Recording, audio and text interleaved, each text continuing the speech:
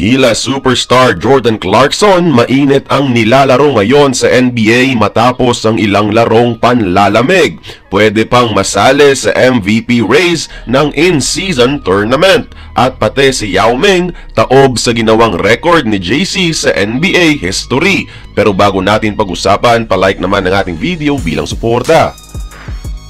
Kamusta mga idol? Anong balita? Kung bago ka pa lang dito, i-click mo na ang subscribe at ang notification bell para maging updated ka sa ating mga uploads.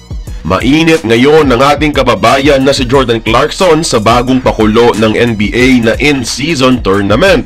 Sa group stage, meron siyang average na 31 points, 4 assists, 1.7 steals bawat laro. Buhat na buhat ang Jazz para sa number 2 spot ng kanilang grupo. And with this performance, nasa isa sa mga in-season top performers si JC at tiyak kasama na sa MVP race ng in-season tournament. Opo, magbibigay ang NBA ng in-season MVP award. At kung pagtuloy-tuloy ang performance ni JC sa mga larong to, the least he can get is ang All-NBA in-season first team.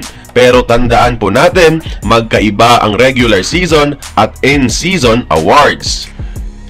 Samantala, NBA history naman ang sinulat ni JC sa simula ng kanyang season.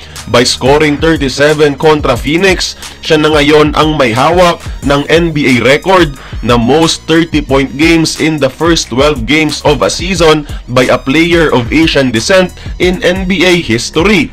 Oo, minor recognition lang to, pero patunay to ng scoring prowess ni JC.